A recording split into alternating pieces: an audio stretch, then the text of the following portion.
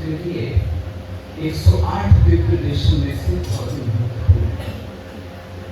जैसे हम सभी बड़े वैष्णव वृंदावन या मायापुर या जगन्नाथपुरी की यात्रा करने में बहुत अधिक रुचि लेते हैं, वैसे श्री वैष्णवगण उनके लिए रामानुजाचार्य ने 108 दिव्य देशों की सूची दी है। जिन 108 दिव्य देशों का यदि उन्होंने दर्शन किया है तो ऐसा स्वीकार किया जाता है कि निश्चित रूप से वो भगवान की प्राप्ति के अधिकारी है। तो उन 108 दिव्य देशों में अहोबिलम क्षेत्र बहुत ही महत्वपूर्ण है। इस अहोबिलम क्षेत्र को यहाँ पर आ पाना, दर्शन कर पाना, जब तक भगवान नरसिंह देव की कृपा न हो तब तक आना संभव नहीं है। तो हम सभी यहाँ पर आए हैं, निश्चित रूप से भगवान नरसिंह देव की महान कृपा है हम सब पर, हम सब यहाँ तक पहुँचने में सक्षम हुए हैं। और अवश्य हम आज जो दर्शन करने गए थे, अभी प्रहलाद भरत श्री नरसिंह देव के दर्शन करने की तो बहुत भीड़ थी, क्योंकि आज वहाँ पर बहुत उत्सव मनाया जा रहा था। तो ऐसे उत्सव की तिथि पर भगवान का दर्शन करने को प्राप्त हो, यहाँ अति सौभाग्य की बात है। तो इस प्रकार से हमारी यात्रा, आज एकादशी है, मकर संक्रांति की तिथि है और श्री आनंद का विवाह का उत्सव था। ऐसे अवसर पर हम सभी ने भगवान नरसिंह देव का दर्शन किया, यह बहुत ही शुभ है।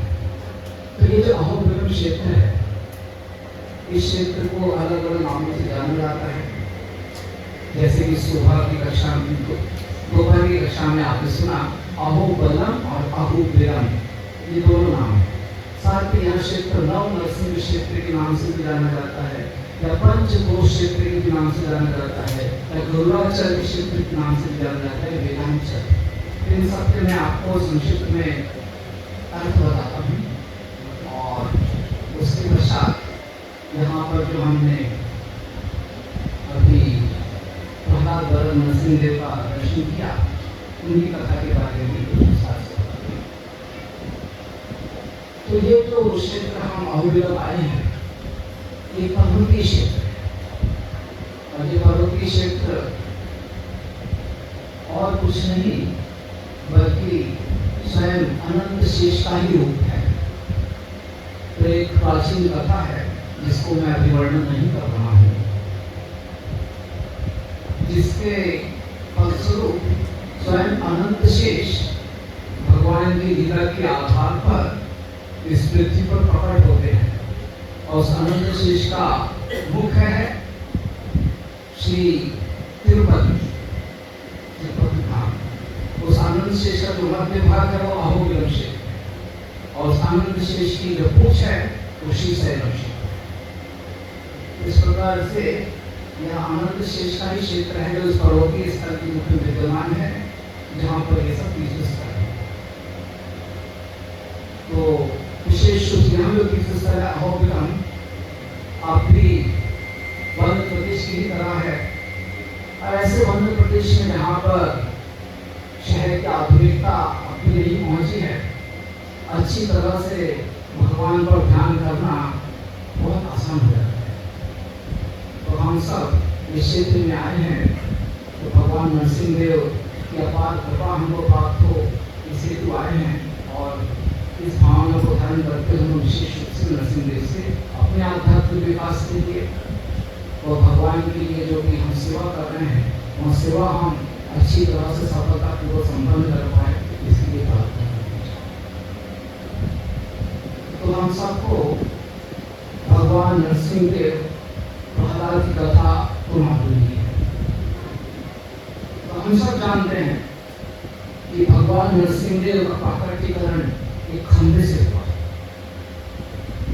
वो खंभा कोई छोटा खंभा नहीं था, बहुत विशाल पर्वत के आकार का खंभा था और हम सबको उस खंभे पर चढ़ने का अवसर भी प्राप्त हुआ।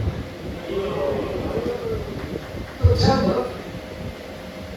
भगवान उस खंभे से प्रकट हुए तो किसी को कल्पना नहीं थी क्या होने वाला है। भगवान के प्रकट होने के पहले सारे 33 करोड़ देवी देवता हिरण्यकशिपु के बल से सदैव भयभीत रहा और वे सदैव भगवान से प्रार्थना किया करते थे कि इस हिरण्यकशिपु का जो अत्याचार हम सब पर हो रहा है, इससे कृपया करके आप हमें संरक्षित प्रदान कीजिए। लेकिन भगवान कब उन्हें संरक्षण प्रदान करेंगे, कैसे प्रदान करेंगे, इसकी कोई कल्पना नहीं है। और जब प्रहलाद ने कह दिया अपने पिता हिरण्यकशिपु को कि हाँ भगवान सर्वत्र विद्यमान, इस खंभे पर भी विद्यमान है, तो खंभा बहुत विशाल था और हिरण्यकशिपु ने अपने पूरे बाहुबल के साथ उस खंभे पर प्रहार किया और उस खंभे से विशाल आकृति लिए आधा मनुष्य आधा सिंह के आकार में भगवान प्रकट हुए। और जब सारे देवी देवताओं ने देखा कि भगवान का यहाँ इतना शक्तिशाली स्वरूप है जो हिरण्यकशिपु के साथ अभ्युदय कर रहे हैं, तो सारे देवी देवता पुकारने लगे, अहो बलम, कितना शक्तिशाली यह स्वरूप है। इस प्रकार से इस क्षेत्र का नाम अहो बलम है। और फिर भगवान नरसिंह के प्राकट्य भरण होने के पश्चात प्रहलाद महाराज की प्रार्थना से भगवान नरसिंह देव यहीं पर रुके।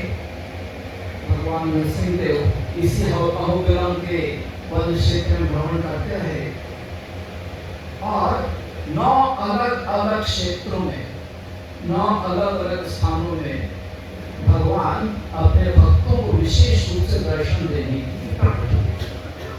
तो सबसे पहले भगवान प्रकट हुए प्रहलाद के वचन को सिद्ध करने के लिए कि हाँ भगवान इस खंभे में।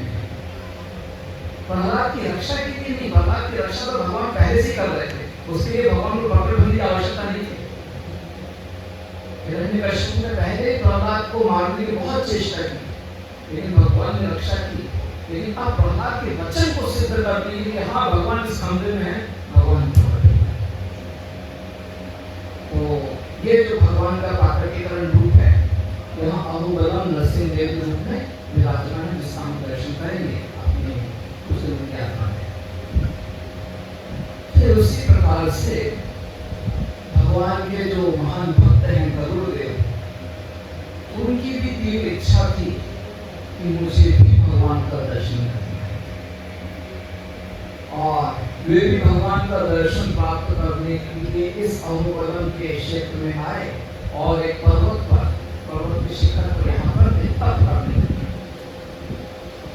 और उनकी तपस्या से प्रसन्न होकर भगवान ने गरुड़ को भी अपना दर्शन दिया। तो भगवान जब प्रकट हुए थे खंभे से, तो उग्र नरसिंह देव प्रकट थे और जब वो हिरण्यकशिपु के साथ युद्ध कर रहे थे, उनका क्रोध बढ़ता ही जा रहा था और जब बाद में उनका क्रोध इस सीमा पर पहुंच गया कि अब नरसिंह देव ने हिरण्यकशिपु को बस आगे एक क्षण का भी जीवन नहीं दिया, सीधा उनको अपने गोद में रखकर उनके पेट को फाड़ दिया, उनकी नाड़ियां अपने गले में पहन ली। उस समय जो भगवान का स्वरूप था वो सबसे अधिक क्रोधित रुद्र में था, वो ज्वाला नरसिंह रूप है और उस ज्वाला नरसिंह रूप का दर्शन गरुड़ देव को भगवान ने प्रदान किया है, जिसका हम दर्शन करने जाएंगे। तो जब गरुड़ को भगवान ने दर्शन दिया, गरुड़ एक पर्वत पर के शिखर पर तपस्या कर रहे थे और उनके सामने दूसरा पर्वत था जिसकी गुफा में भगवान ज्वाला नरसिंह देव के ऊपर प्रकट हुए। तो जब गरुड़ ने भगवान का इतना भव्य रूप देखा उस गुफा में, तो गुफा को पीठ भी कहा बिलम कितना भव्य गुफा है, यहाँ पर मुझे भगवान का दर्शन हुआ है। तो इस प्रकार से क्षेत्र का नाम हो गया है अहोबिलम। अब गरुड़ जिस पर्वत के शिखर पर तप कर रहे थे, वहां पर्वत शिखर भी विशेष हो गए थे, गरुड़ को वहां पर भगवान का दर्शन हुआ। इसलिए उस पर्वत शिखर का नाम हो गया गरुड़ाद्रि या गरुड़ शैलम। और ऐसा कहा जाता है क्योंकि गरुड़ देव यहाँ पर तपस्या कर रहे थे हजारों वर्षों तक, तो उनकी तपस्या का जो प्रभाव था इस पर्वतीय क्षेत्र में पड़ा है, और अन्य सारे पर्वत भी गरुड़ की तरह के आकार के हो गए हैं। इस प्रकार से यह क्षेत्र गरुड़ाद्रि भी कहलाता है। अहोबिलम, अहोबलम और गरुड़ाद्रि या गरुड़ाचल, यह सब इस क्षेत्र के नाम है। तो जब भगवान ज्वाला नरसिंह देव के रूप में उस गुफा में प्रकट हुए, तो अनेक ऋषि मुनियों को भी भगवान का दर्शन प्राप्त हुआ। और वो सारे ऋषि मुनि भगवान का दर्शन प्राप्त करके वेदों से बहुत सुंदर स्तुति गान करने लगे। तो जब वे इस प्रकार से वेदों से बहुत सुंदर भगवान की स्तुति कर रहे थे, तो जिस पर्वत शिखर से ये सारे ऋषि मुनि उपस्थित होकर भगवान की स्तुति कर रहे थे, उस पर्वत शिखर का नाम हो गया वेदाद्रि या वेदांचल। तो यह सब क्षेत्र के नाम है, वेदाद्रि, वेदांचल, गरुड़ाद्रि, अहोबिलम, अहोबलम। नव नरसिंह तथा नौ नरसिंह देव के विग्रह है यहाँ पर, और पंचकोश के 5 कोश का स्थान है।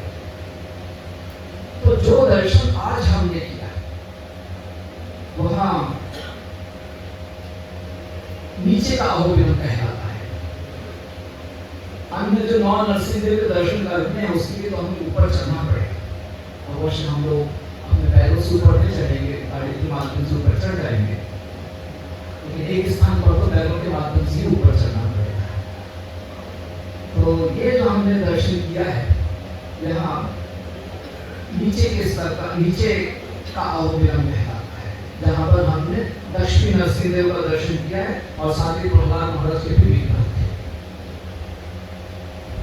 तो जो ऊपर का अहोबिलम में भगवान नरसिंह देव हैं, वो भी उग्र नरसिंह देव के रूप में हैं। और ऐसा कहा जाता है कि पहले यहाँ पर हम लोग जो हमने लक्ष्मी नरसिंह देव का दर्शन किया है, उसका दर्शन करने के पश्चात हमको बाकी 9 नरसिंह देव का दर्शन करना चाहिए।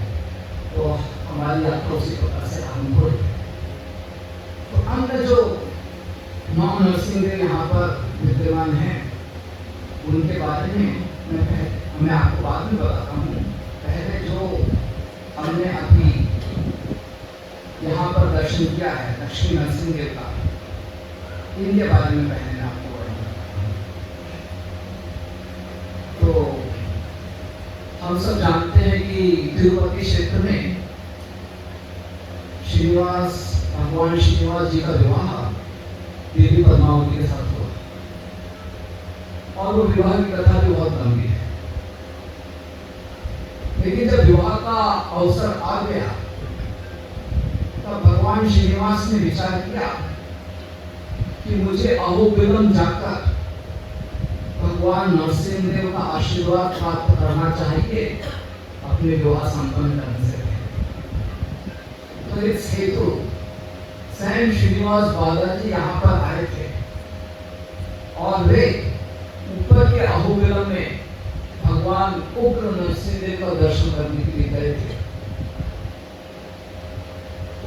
लेकिन जब उन्होंने भगवान का दर्शन किया ऐसे उग्र नरसिंह देव के रूप में, तो उन्होंने विचार किया कि मुझे यहाँ पर एक शांत नरसिंह देव के विग्रह को स्थापित करना चाहिए। और इस भावना से श्रीनिवास बालाजी ने, जो हमने नीचे दर्शन किया है, वो श्रीनिवास बालाजी द्वारा स्थापित शांत नरसिंह देव का स्वरूप है, जो कि लक्ष्मी नरसिंह देव हैं, और साथ ही साथ प्रहलाद महाराज के भी विग्रह हमने वहां पर दर्शन किया। तो स्वयं वेंकटेश्वर श्रीनिवास बालाजी ने इन विग्रहों को स्थापित किया है, और फिर इन विग्रहों को स्थापित करके इनकी पूजा अर्चना करने के पश्चात श्रीनिवास बालाजी अपने विवाह के कार्यक्रम के लिए वापस तिरुपति गए। तो विवाह के प्रसंग पर बहुत सारे अतिथि आए थे, सारे देवी देवतागण आए थे, तो सबके लिए प्रसाद की व्यवस्था की गई। तो प्रचुर मात्रा में स्वादिष्ट भोजन बनाए गए, लेकिन भोजन का भोग तो लगाना पड़ेगा ना किसी को। तब श्रीनिवास बालाजी ने कहा कि वो सारा भोग यहाँ पर लक्ष्मी नरसिंहदेव को अर्पित किया जाए। यहाँ पर सारा भोग अर्पित हुआ और फिर वो प्रसाद तिरुपति में सारे जो भी अतिथि आए थे विवाह के उत्सव पर सबको अर्पित किया। तो आज भी जब भी हर वर्ष जब ये वेंकटेश्वर बालाजी पद्मावती के विवाह की तिथि आती है, तो आज भी तिरुपति मंदिर से यहाँ पर धन भेजा जाता है श्री लक्ष्मी नरसिंहदेव को भोग प्रचुर मात्रा में भोग अर्पित करने की, और आज भी प्रसाद बांटा है। तो इस प्रकार से ये जो स्थल है श्रीनिवास बालाजी की कथा से बहुत गहराई से जुड़ा हुआ है, और क्योंकि स्वयं श्रीनिवास बालाजी ने इसकी स्थापना की है, ये स्थल बहुत गहरा महत्वपूर्ण है। तो इस प्रकार से ये जो लक्ष्मी नरसिंहदेव का स्वरूप है स्वयं श्रीनिवास बालाजी ने स्थापित किया, और इनका दर्शन करने के पश्चात ही हमको अन्य भगवान की जो 9 नरसिंह स्वरूप है ऊपर के पर्वतीय क्षेत्र में उनका दर्शन करना होता है। तो यहाँ पर जो लक्ष्मी नरसिंहदेव का हमने दर्शन किया, लक्ष्मी नरसिंहदेव भगवान, और साथ ही साथ पीछे के क्षेत्र में वेंकटेश्वर बालाजी के भी विग्रह है, और अर्चा विग्रहों के साथ साथ यहाँ पर अनेक आलवार के विग्रह भी हैं और देवी आंडाल के भी विग्रह हैं, जिनके विवाह का उत्सव चल रहा है। तो श्रीनिवास बालाजी ने यहाँ पर लक्ष्मी नरसिंहदेव की स्थापना की, और क्योंकि ऊपर के पर्वतीय क्षेत्र में कभी कभी मतलब ऐसा कहा जाता है कि जब वहाँ पर पूजा अर्चना की व्यवस्था ठीक से नहीं रहती है, तो वो जो ऊपर के पर्वतीय क्षेत्र में जो भी 9 नरसिंहदेव के विग्रह हैं, उनकी जो उत्सव मूर्तियां हैं वो सब नीचे आती हैं यहाँ लक्ष्मी नरसिंहदेव के मंदिर में, और यहाँ पर उन उत्सव मूर्तियों की पूजा अर्चना ठीक से की जाती है। इस प्रकार ये जो मंदिर बहुत ही महत्वपूर्ण है, जहाँ पर सारे जो ऊपर के 9 नरसिंहदेव के विग्रह हैं उनकी भी पूजा अर्चना होती रहती है।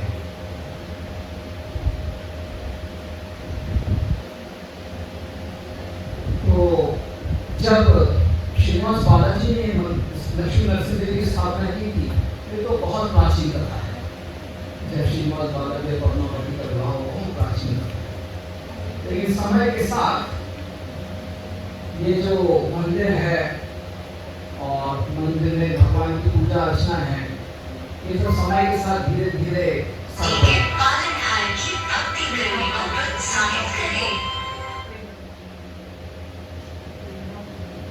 धीरे धीरे इसमें कमी आ गई। तो भगवान ने ही फिर से कैसे भगवान की पूजा अर्चना ठीक ढंग से स्थापित हो, इसकी व्यवस्था की। तो करीब 1300 के समय एक राजा प्रतापरुद्र, ये वाले राजा नहीं है जिनको हम चैतन्य चेतावनी में पढ़ते हैं, वो तो 1500 के समय के हैं। 1300 के समय राजा प्रतापरुद्र यहाँ पर राज्य किया करते थे, जो कि शिव जी के महान भक्त थे। उनकी शिव जी के भक्ति, शिव जी के सेवा के प्रति इतनी प्रगाढ़ श्रद्धा थी कि हर दिन वे सुबह उठकर स्नान करके एक नवीन सोने की शिवलिंगम प्राप्त करते थे, उनकी पूजा अर्चना करते थे, और उसके बाद वो सोने का शिवलिंगम किसी ब्राह्मण को दान किया करते थे। ये उनका हर दिन का नियम था, उसके बिना वो कुछ खाते नहीं थे, पीते नहीं थे। हर दिन वो इस प्रकार से शिवलिंग की पूजा करते थे। एक समय ये राजा प्रतापरुद्र शिकार के लिए भ्रमण कर रहे थे, और भगवान की योजना से शिकार के लिए वो इसी अहोबिलन के वन्य क्षेत्र में आ गए। और जब वे शिकार के लिए आते थे तो उनके साथ जो उनके सेवक होते थे, उनके मंत्री होते थे, अन्य जो उनके सहायकगण होते सब आते थे और कई दिनों तक वो भ्रमण करते थे वन्य क्षेत्र। तो उनके लिए जो पुजारी था, जो मदद करता था उनको शिवलिंग की पूजा करने के लिए, हर दिन नया सोने का शिवलिंग देने के लिए, वो भी आता था। तो ये वन्य क्षेत्र में आए और जब उनका शिवलिंग की पूजा करने का समय हुआ तो ये जो सुनार था, जो शिवलिंग बना करके देता था, तो सोने का शिवलिंग बना तो रहा था, लेकिन इस अहोबिलम के क्षेत्र में उससे सोने का शिवलिंग बनता नहीं था, वो नरसिंहदेव बन जाते थे। उसको बार बार प्रयास करता था कि मुझे सोने का शिवलिंग बनाना है, नरसिंहदेव नहीं बनाना है, तो बार बार नरसिंहदेव ही बनते थे। तो राजा प्रतापरुद्र से उस दिन सोने की शिवलिंग की पूजा हो नहीं पाई। उन्हें कुछ खाया नहीं, कुछ किया नहीं, वैसे रात्रि में सोते हैं। और फिर रात्रि में स्वयं भगवान नरसिंहदेव राजा के स्वप्न में आए और कहने लगे कि ये अहोबिलम वन्य क्षेत्र, ये मेरा क्षेत्र है, यहाँ पर मैं विराजमान हूँ और आपको यहाँ पर मेरी पूजा आराधना की व्यवस्था ठीक से करनी चाहिए, क्योंकि आप इस क्षेत्र के राजा। और फिर भगवान नरसिंहदेव भी राजा को स्वप्न में कहते हैं कि एक श्रीनिवास नाम का बालक है जो ऋषि संप्रदाय से है, उनको आप बुलाइए और उनको मेरी पूजा अर्चना का पूरा उत्तरदायित्व सौंप दीजिए और इस प्रकार से मेरे मंदिर को फिर से पुनरुद्धार करके मेरी पूजा अर्चना की अच्छी व्यवस्था कीजिए। तो इस प्रकार से राजा को स्वप्न आया और अगले ही दिन राजा ने श्री संप्रदाय में जो मेलकोटे में स्थित केशवाचार्य, केदारनी केशवाचार्य, उनके पुत्र श्रीनिवास आचार्य को बुलाया और कहा इस प्रकार से भगवान ने मुझे स्वप्न में आकर कहा है कि इस अहोबिलम क्षेत्र में जो भगवान लक्ष्मी नरसिंहदेव के विग्रह हैं, आपको उनकी पूजा अर्चना का उत्तरदायित्व स्वीकार करना चाहिए।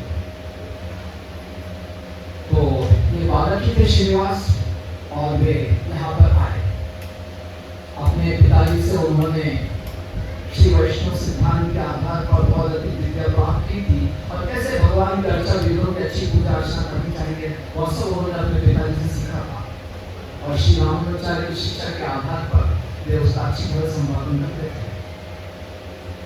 तो इस प्रकार से श्रीनिवास आचार्य तो यहाँ पर अहोबिलम आए और राजा प्रतापरुद्र ने वो जो सोने के नरसिंहदेव थे, पहले तो वो सोने की शिवलिंग की पूजा करते थे, लेकिन हर बार आप सोने के नरसिंहदेव भी बन रहे थे। तो सोने का नरसिंहदेव उन्होंने श्रीनिवास आचार्य को सौंप दिया और कहा कि अब आप इनकी पूजा अर्चना कीजिए, उत्सव मूर्ति के रूप में आपके पास, और जो मुख्य लक्ष्मी नरसिंहदेव जो स्वयं श्रीनिवास बालाजी ने स्थापित किए हैं, उनकी पूजा अर्चना भी आप ठीक से संपन्न करें। और इस प्रकार से राजा प्रतापरुद्र भी श्रीनिवास आचार्य के मार्गदर्शन में एक अब वैष्णव बन गए। पहले वो शिव जी के महान भक्त थे और शिव जी और श्रीनिवास आचार्य और भगवान नरसिंहदेव की विशेष कृपा से वे भी महान वैष्णव बन गए।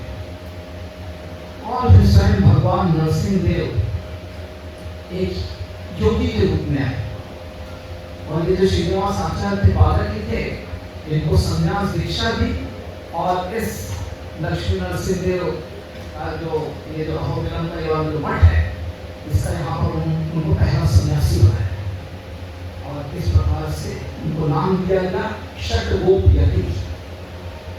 तो ऐसे यहाँ पर पुनः 1300 के समय लक्ष्मी नरसिंहदेव के विग्रह की ठीक से पूजा आराधना आरंभ हुई और वो जो सोने के नरसिंहदेव थे जो कि प्रकट हुए थे, वो भी इस मठ के पास अभी भी हैं और इनकी पूजा अर्चना होती है। तो जैसे कि मैंने कहा कि उत्सवों के जब भी विशेष उत्सव होता है तो ये जो यहाँ पर नरसिंहदेव के उत्सव मूर्ति हैं, क्योंकि ये ऊपर जो उग्र नरसिंहदेव हैं उसी के ही प्रतिरूप हैं जो कि श्रीनिवास बालाजी ने स्थापित किए हैं। तो उत्सवों के समय ये जो यहाँ पर स्वर्ण के नरसिंहदेव हैं, उनको पालकी में ऊपर लेकर जाया जाता है जब भी वहाँ पर ऊपर उत्सव होता है। और फिर वहां से नीचे लाया जाता है। तो और वैसे यहाँ पर जब भी उत्सव होता है तो ऊपर के जो नरसिंह देव के विग्रह हैं वो भी नीचे आते हैं और उनकी पूजा अर्चना होती है। तो ऐसे ये लक्ष्मी नरसिंह देव के विग्रह हैं जिनको स्वयं श्रीनिवास बालाजी ने अपने विवाह के अवसर पर स्थापित किया था, इनका आशीर्वाद प्राप्त किया था। अर्थात जब स्वयं श्रीनिवास बालाजी अपने विवाह के अवसर पर यहाँ पर भगवान नरसिंह देव आशीर्वाद प्राप्त करने आ रहे हैं ताकि विवाह में किसी भी प्रकार की बाधा ना हो, तो हमारा भी कर्तव्य बनता है कि हम भी जो भी भगवान की सेवा में अपने आप को जोड़ रहे हैं, हमारी भगवान के प्रति जो भी सेवाएं हैं उनमें कोई बाधा न हो। हमारे हृदय में बहुत सारे अनर्थ होते हैं, उन अनर्थों से कोई बाधा न हो। इस प्रकृति में अनेकानेक प्रकार की विपदाएं आती रहती हैं, उन विपदाओं से कोई बाधा न हो।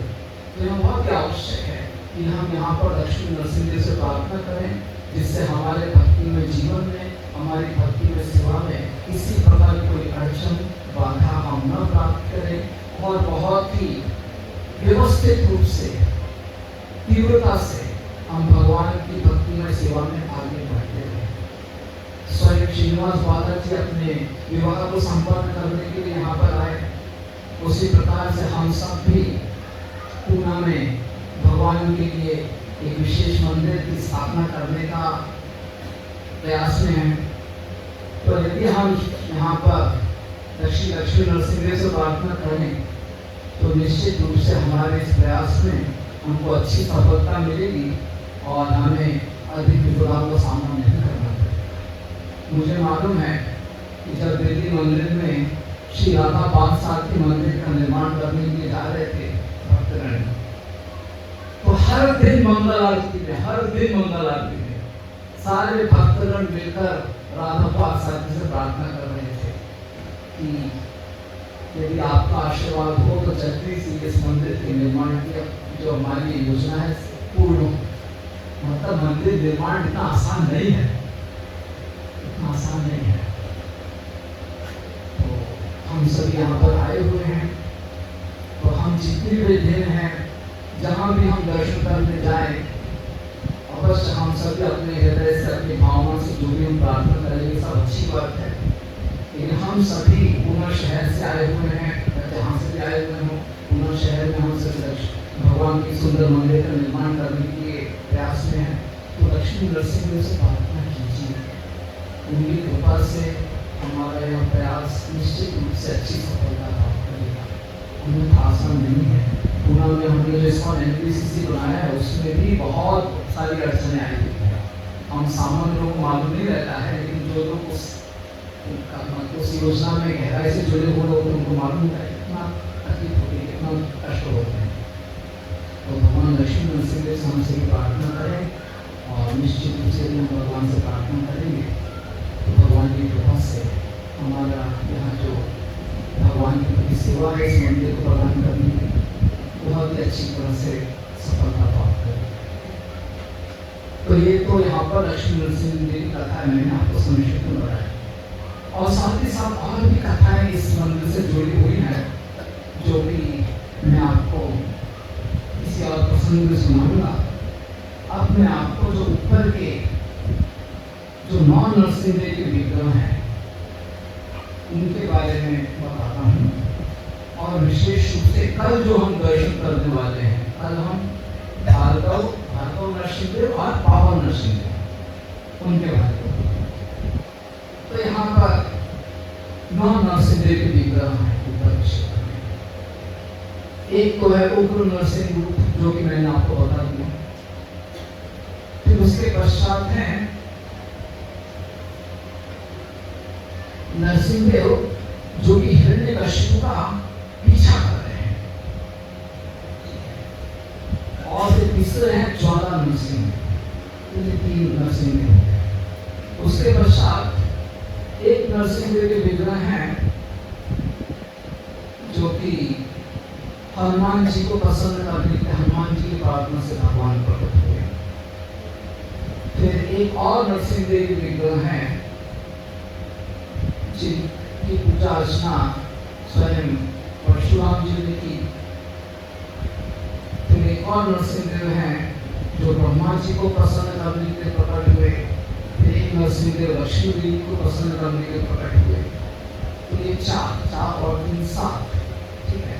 और फिर और 2 नरसिंहदेव हैं जो कि प्रहलाद को योग विद्या सिखाने के लिए प्रकट हुए।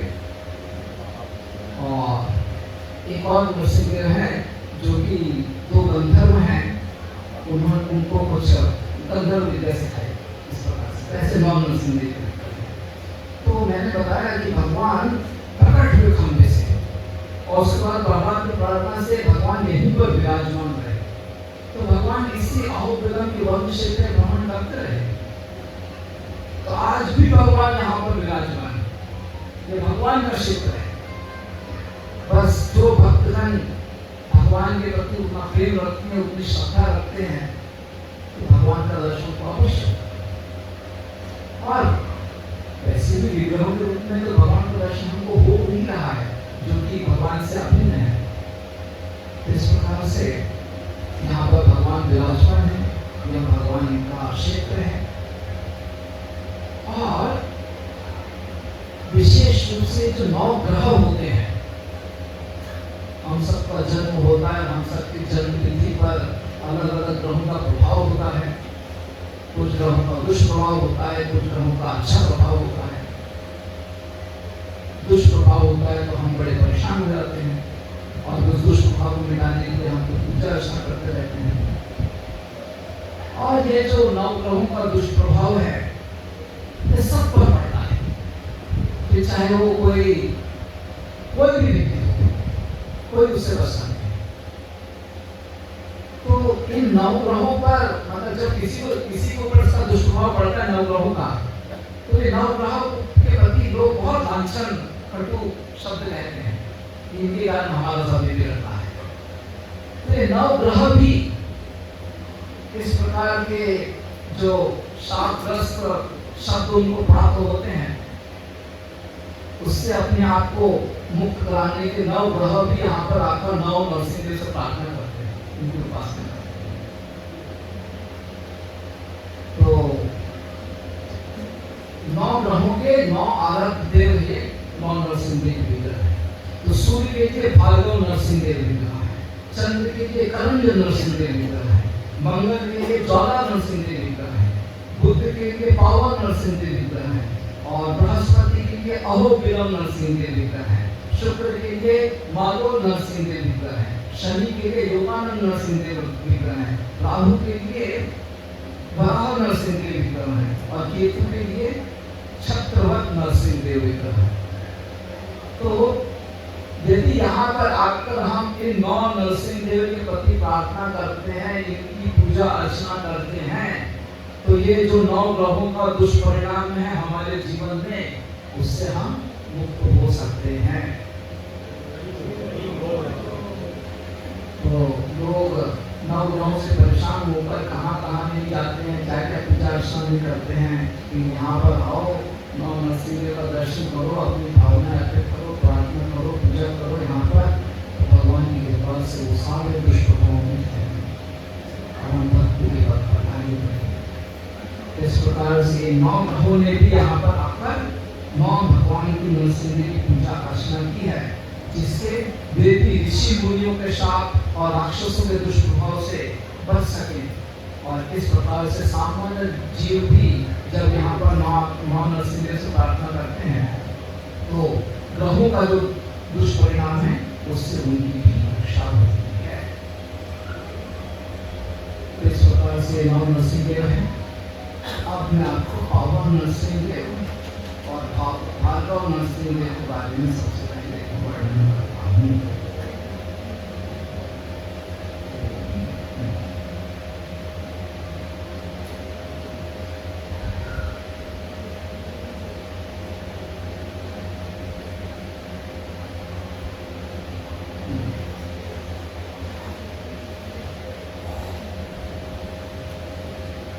जैसे कि मैंने कहा कि भगवान प्रकट हुए थे उग्र नरसिंहदेव के रूप में प्रहलाद के वचन को स्थापित करने के,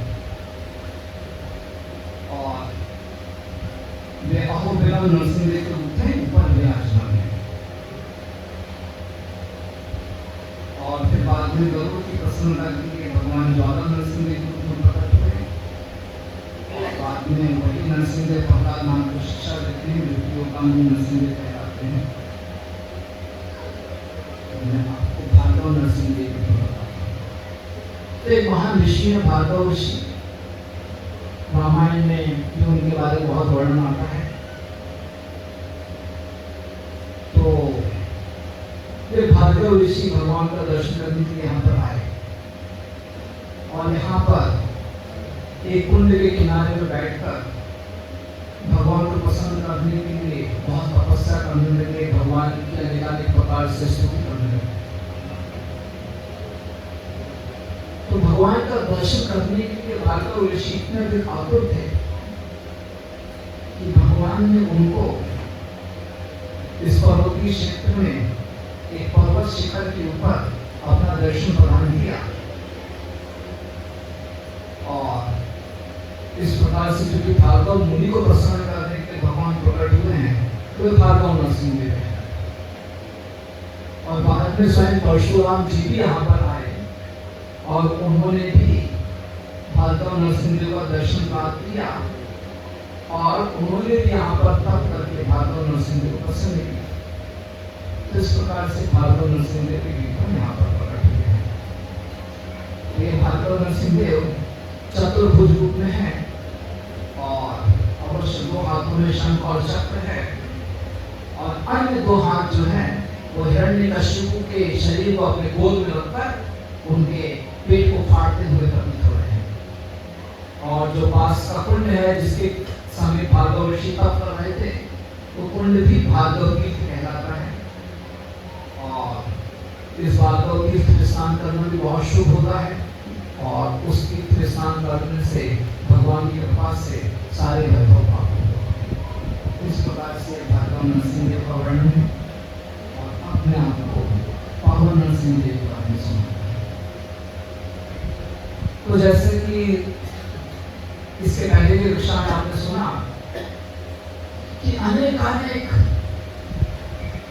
महान भक्त आचार्यगण यहाँ पर आए। स्वयं श्री चैतन्य महाप्रभु यहाँ पर आए, नित्यानंद प्रभु यहाँ पर आए, तो श्रीपाद शंकराचार्य भी यहाँ पर आए। तो ऐसा हुआ कि एक समय शंकराचार्य उनको कोई कपाले तांत्रिक बहुत परेशान कर रहा था। तो कपाले तांत्रिक शंकराचार्य की बलि अपनी आराध्य देवी काली को अर्पित करना चाहता था और शंकराचार्य ने बहुत प्रयास किया इस कपाले तांत्रिक से अपने आप को बचाने के लिए, लेकिन संभव नहीं हो पा रहा था। तो अंततः शंकराचार्य इस अहोबिलम क्षेत्र में आए भगवान नरसिंह देव से प्रार्थना करने के लिए। और यहाँ पर शंकराचार्य ने आकर सुंदर स्तुतियों की रचना भगवान नरसिंह देव की प्रसन्नता, जो कि नरसिंह देव करावलंबन के नाम से प्रसिद्ध है। तो इस प्रकार से नरसिंह देव करावलंबन की उन्होंने रचना की और भगवान की प्रसन्नता के लिए उन्होंने स्तुति का गान किया और इस प्रकार से भगवान की कृपा से उनको इस तांत्रिक से रक्षा प्राप्त। तो बाद में उन्हीं के शिष्य शंकराचार्य के एक शिष्य यहाँ पर आकर, क्योंकि ये स्थान इतना पवित्र है, यहाँ पर आकर वे जो नरसिंह तात्पर्य उपनिषद है उस पर अपना तात्पर्य प्रस्तुत करते पावन नरसिंह देव की शरण में। ये जो पावन नरसिंह देव हैं, यहाँ पर एक नदी बहती है जिसका नाम है पावनी नदी, उसी किनारे यहाँ विग्रह स्थापित है। और क्योंकि पावन नरसिंह देव की कृपा से शंकराचार्य को अपनी पीड़ा से मुक्ति प्राप्त हुई और अनेक जो पतित सदस्य हैं तो यहाँ पर पावन नरसिंह देव से प्रार्थना कर भगवान से संरक्षण प्राप्त करते हैं, इसलिए पावन नरसिंह देव के नाम से बहुत प्रसिद्ध है। तो ये जो पावन नरसिंह देव हैं, ये भी चतुर्भुज रूप में है और शंकर चक्र धारण करते हैं और साथ ही लक्ष्मी देवी भी इनकी गोद में विराजमान है। तो एक हाथ से वो सभी को आशीर्वाद प्रदान कर रहे हैं, अभय तक आशीर्वाद प्रदान करते हैं, दूसरे हाथ से लक्ष्मी देवी को धारण किए हैं। तो इस प्रकार से पावन नरसिंह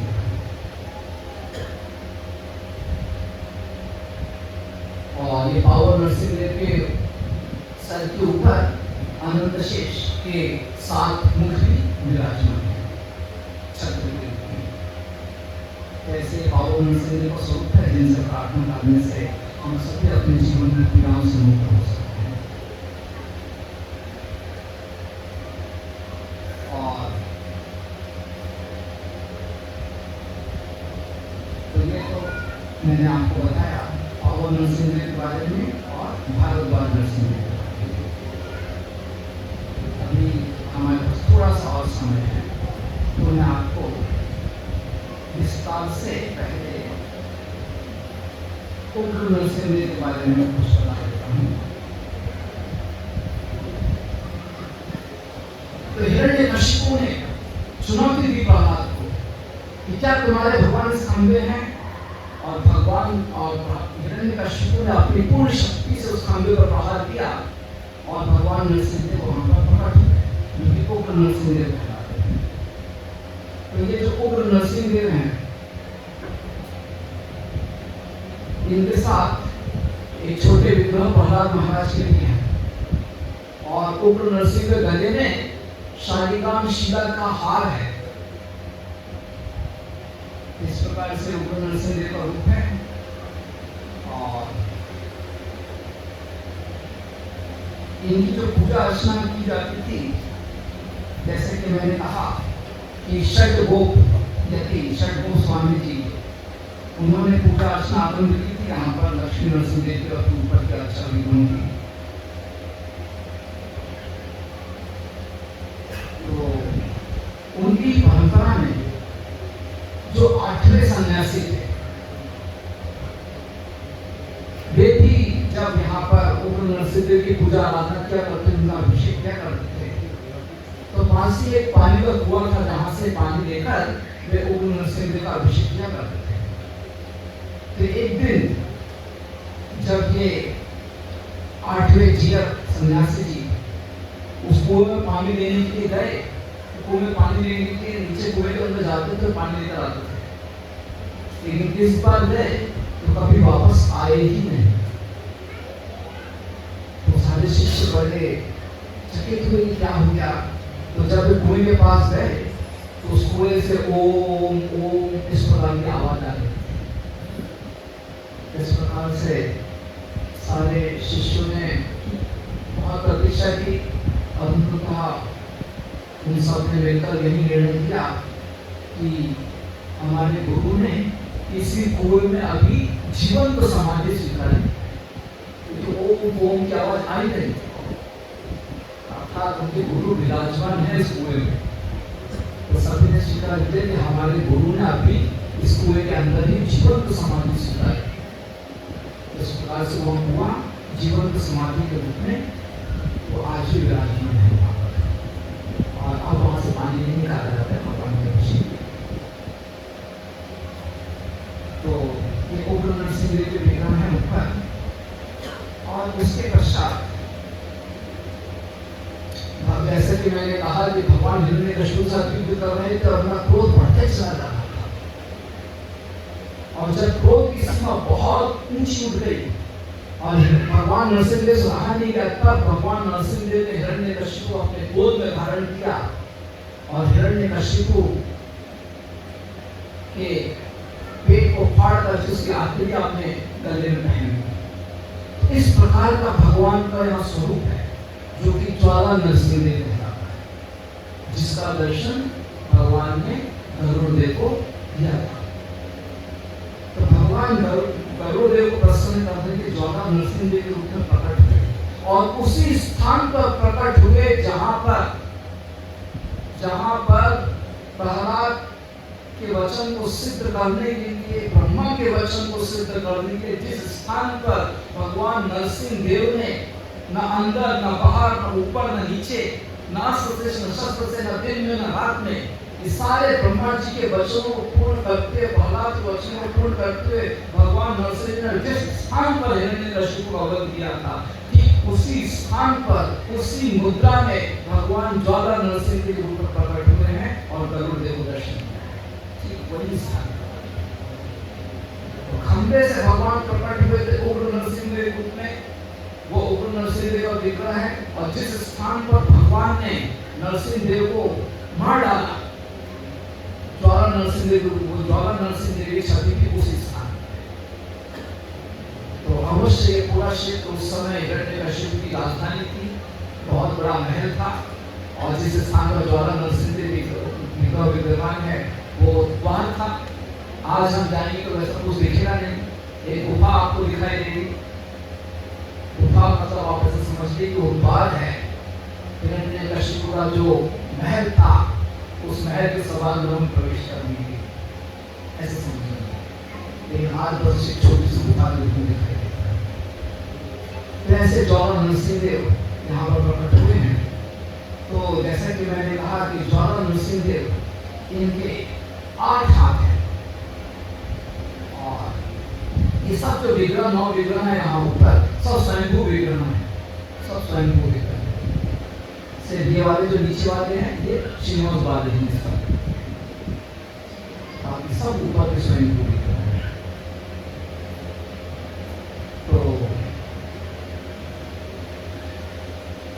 तो यहाँ पर जो ज्वाला नरसिंह देव हैं उनके 8 हाथ हैं।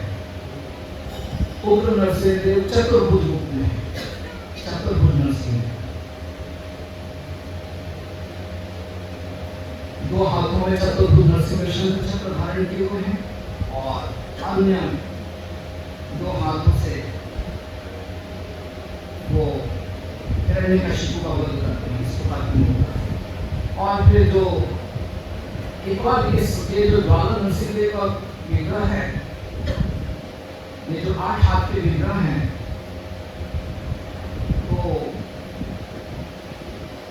ये अपने 2 हाथों से हिरण्यकशिपु का सर को पकड़े हुए हैं और दूसरे हाथ से हिरण्यकशिपु के पैर को दबाए हुए हैं ताकि हिरण्यकशिपु हिले नहीं। और अन्य 2 हाथों से भगवान नरसिंह देव हिरण्यकशिपु के पेट को काट रहे हैं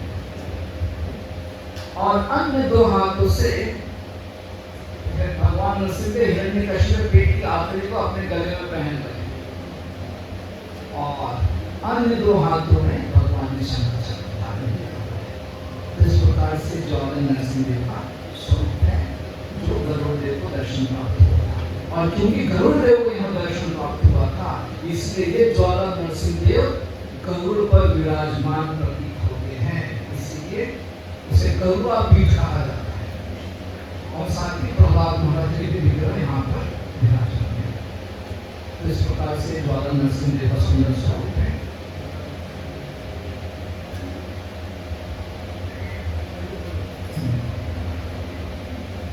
फिर भगवान नरसिंह देव यहाँ पर प्रकट हुए और उसके पश्चात हिरण्यकशिपु का वध होने के पश्चात भगवान नरसिंह ने प्रहलाद महाराज को राजा बनाया और प्रहलाद महाराज को राजा बनाने के पश्चात प्रहलाद महाराज को भगवान नरसिंह देव ने अनेक शिक्षाएं प्रदान की। प्रहलाद महाराज छोटी बात है, 5 वर्ष की बात है। तो किस प्रकार से राज्य करना चाहिए, राज्य तंत्र की शिक्षा, योग की शिक्षा, सब कुछ भगवान नरसिंह देव ने प्रहलाद महाराज को सिखाया और वो नरसिंह देव है योगानंद नरसिंह देव। तो इनके बारे में कुछ और बातें मैं बाद में कहूँगा, यहीं पर मैं विराम देता हूँ और आप सभी से प्रार्थना है कि जितने दिन हम यहाँ पर हैं उतने दिन हम जब भी भगवान नरसिंह देव का दर्शन करने के लिए जा रहे हैं, अपनी प्रार्थनाओं में अवश्य इस्कॉन BC का जो नवीन मंदिर के लिए जो हम लोग प्रयासरत हैं वो सफलतापूर्वक तीव्रता से आगे बढ़े इसके लिए अवश्य प्रार्थना कीजिए, ये बहुत आवश्यक है। हम सभी अवश्य धनराशि एकत्रित करने का प्रयास कर रहे हैं, लेकिन कितना मुश्किल होता है यह सब आपको मालूम है, और बिना धनराशि के मंदिर बनने वाला नहीं है। स्वयं श्रीनिवास बालाजी अपने विवाह के अवसर पर यहाँ पर आए हैं, तो हमारा भी कर्तव्य बनता है कि हम भी भगवान से प्रार्थना करें जिससे उनकी कृपा से इस मंदिर का कार्यक्रम पूर्ण हो, और निश्चित रूप से इस मंदिर के निर्माण में हम यहाँ पर भगवान लक्ष्मी नरसिंह देव के प्रति